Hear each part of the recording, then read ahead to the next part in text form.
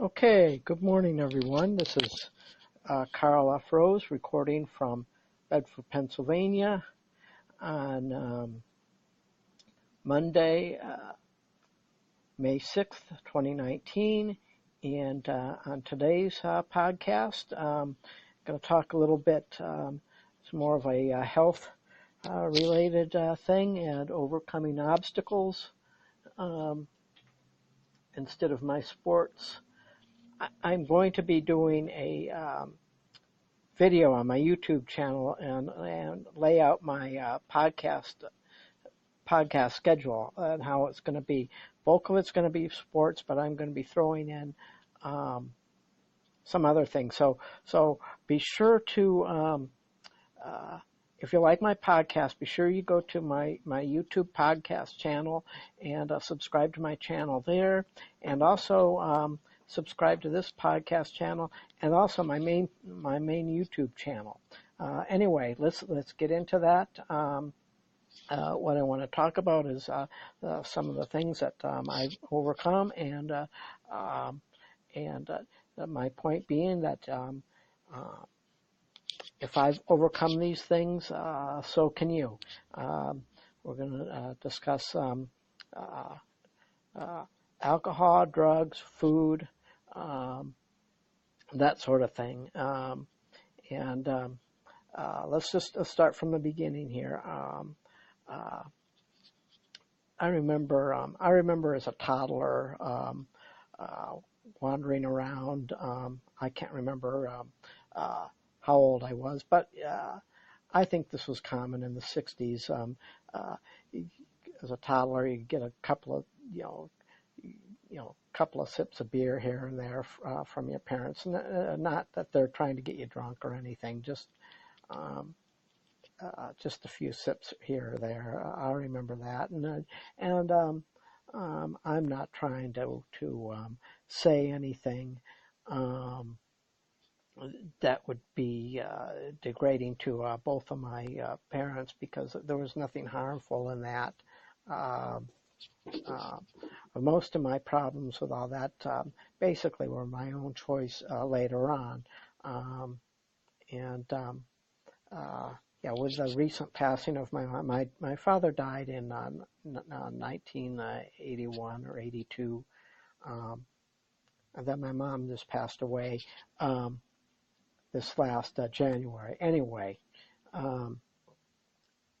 but I remember, I think I was around 11 or so when I was first exposed to my first bit of pot, and then things escalated. And I think by the time I was 13, I can't remember how it happened, but I had my first exposure to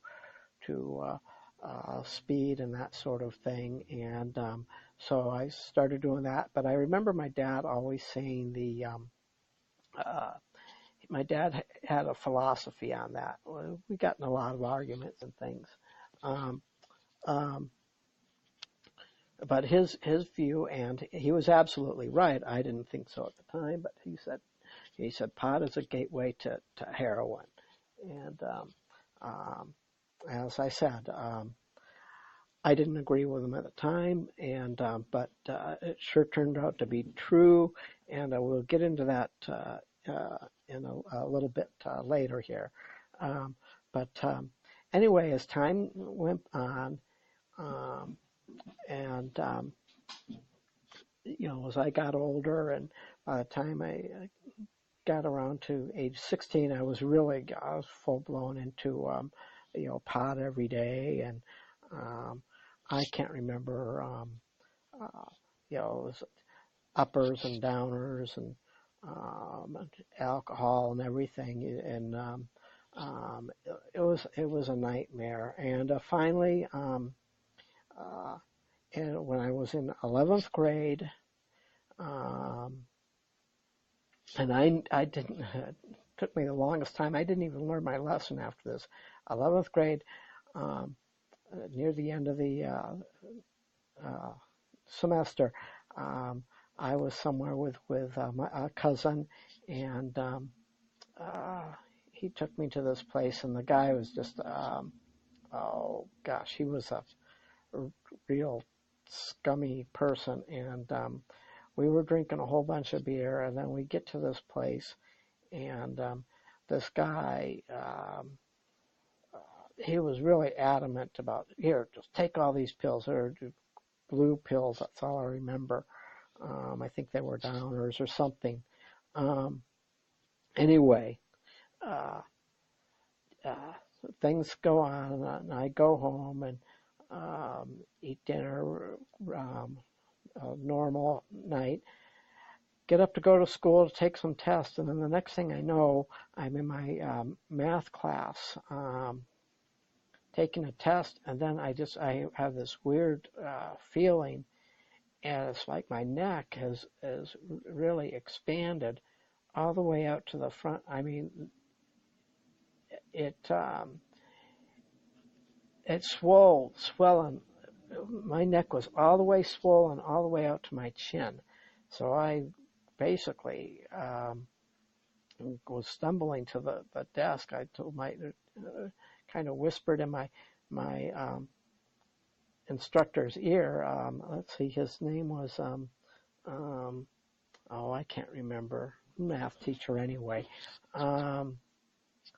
Schofield? No, I can't remember. I can't remember his name. Anyway, so apparently what was happening is I was overdosing. So he looked as white as a ghost, and he told me to go straight to the nurse. So I went to the nurse's office. They panicked, called my aunt and my mom, and called an ambulance, and they rushed me to the hospital. I don't even remember.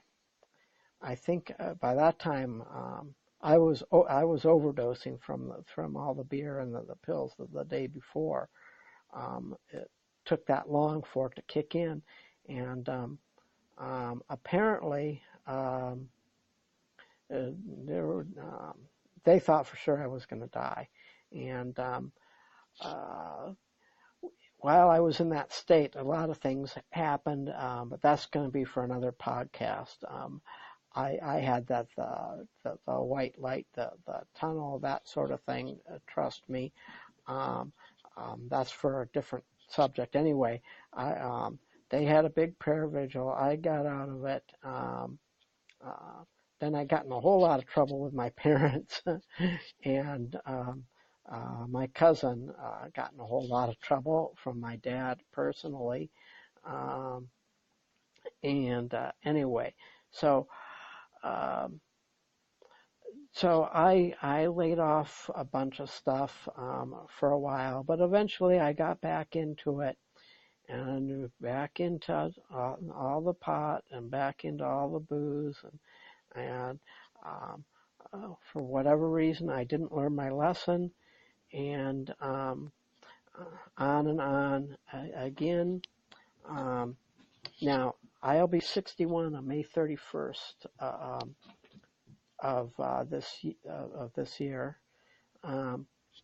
and June will mark. Let's see, sometime in June anyway of 2007.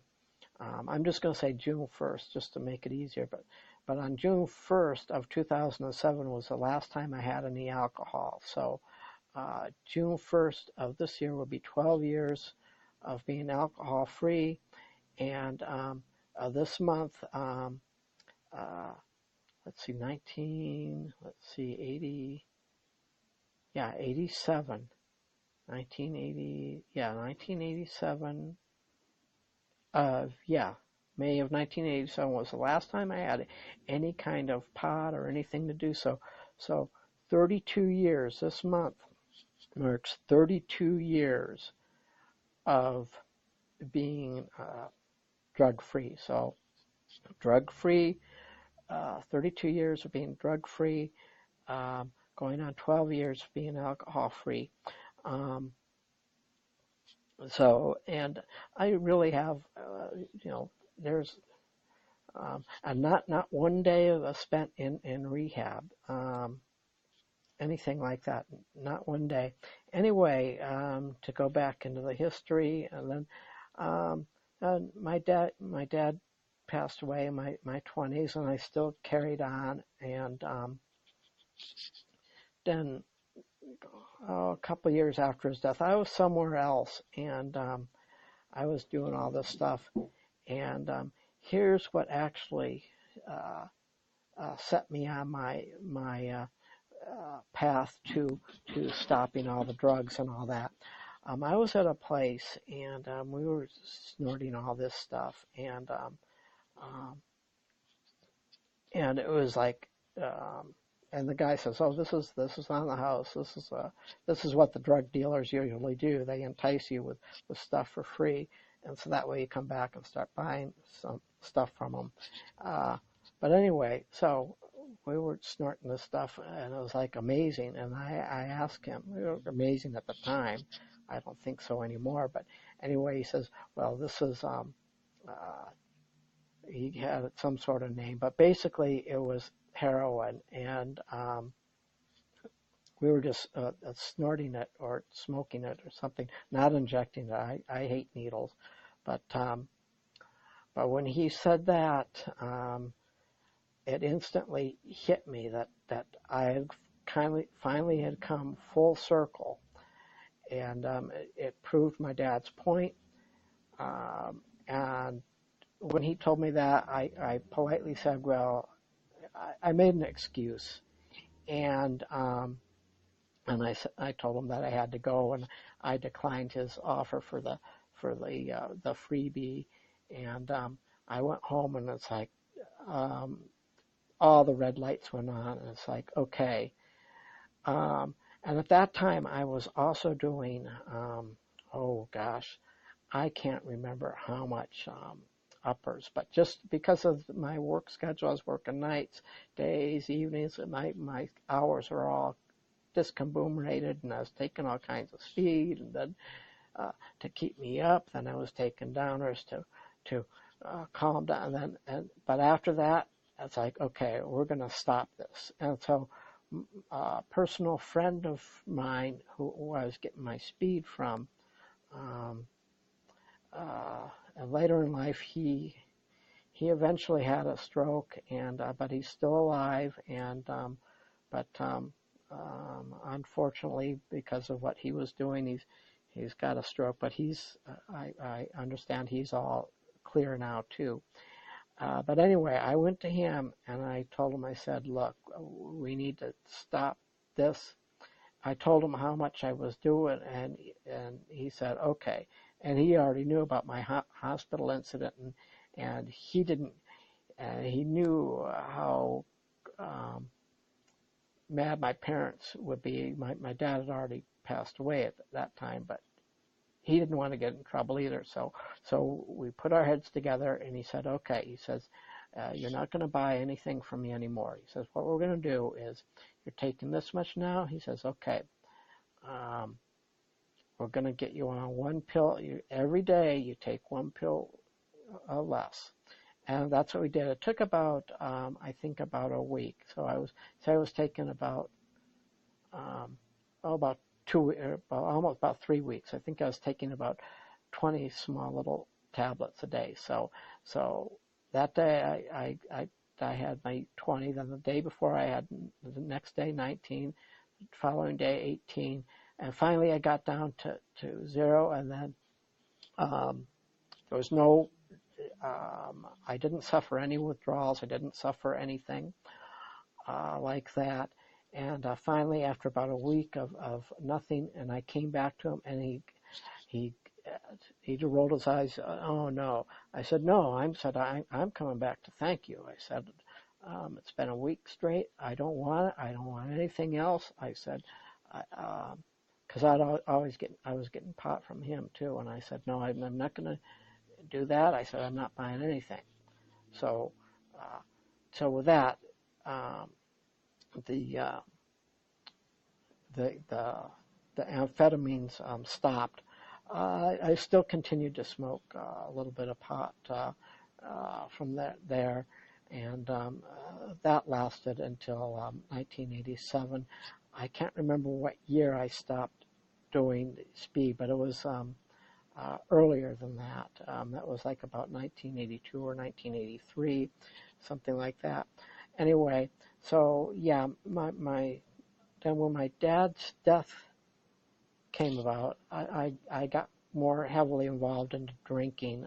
Was drinking way too much beer. Then my oldest brother died in 1987, and again more tailspin, more drinking than anything else at that point in time, because by that time I was done with drugs.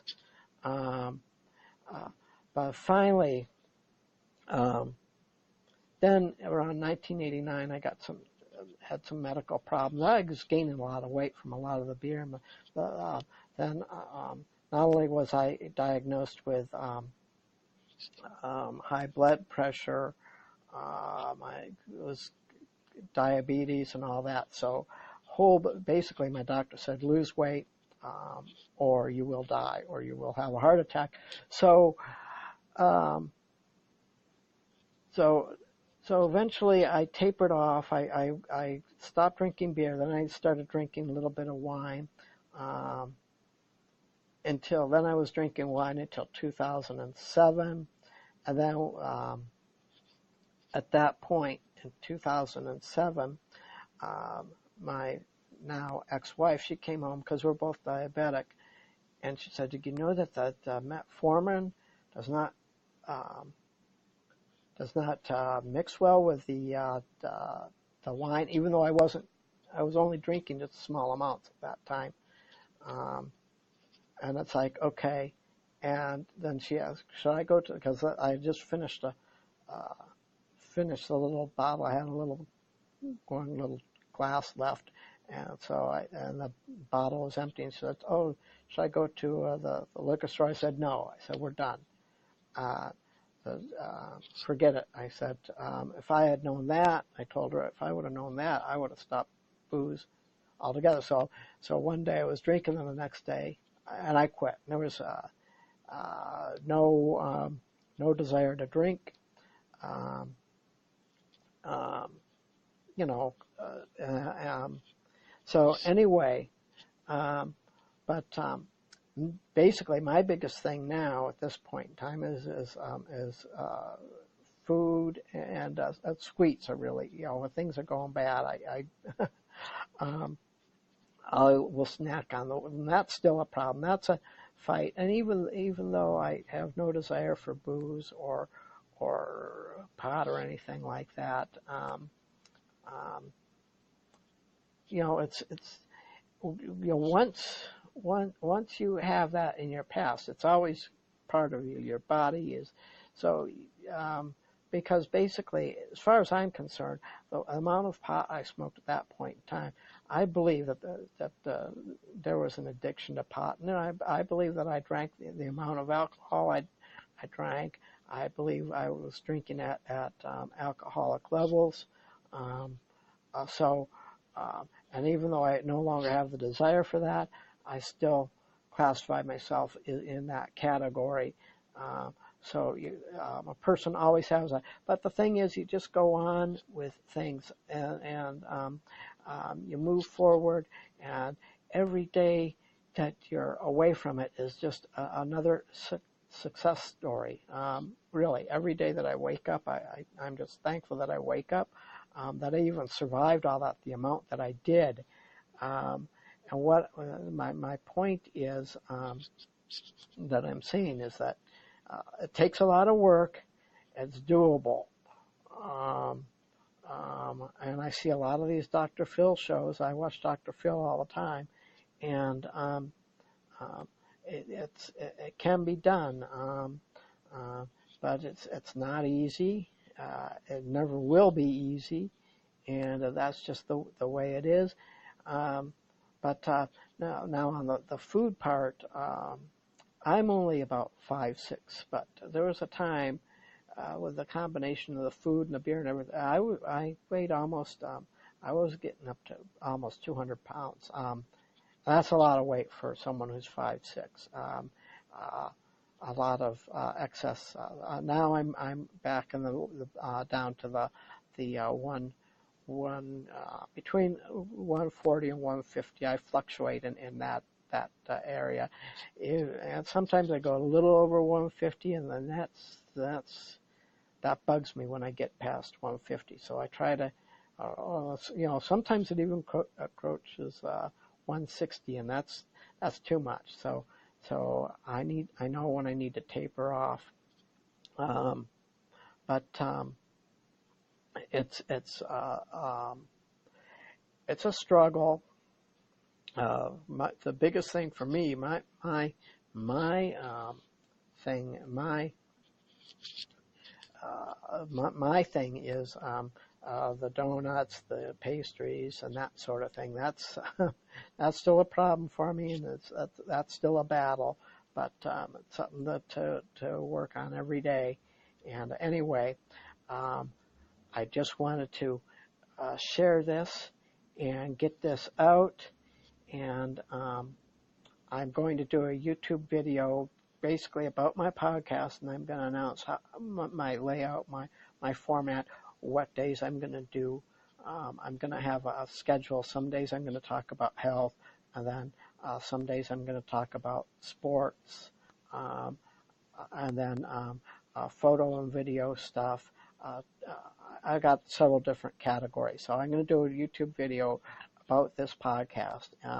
But for now, right now, I'm just doing weekly Monday podcast. But that's going to be cranking up a bit. I'm going to be doing an almost daily podcast. Anyway, that's about it. I just wanted to get this out, and for all of you out there who are struggling with whatever addiction you may have, you can do it. And if you have to go to AA or whatever you need to do, go and do it. Talk to family members, talk to whoever, but do it, and do it before you end up in the grave. And because I'm just very thankful that I'm not there, very easily could have been. And that's it. That's it. And I will see you. You'll hear from me again next Monday's podcast.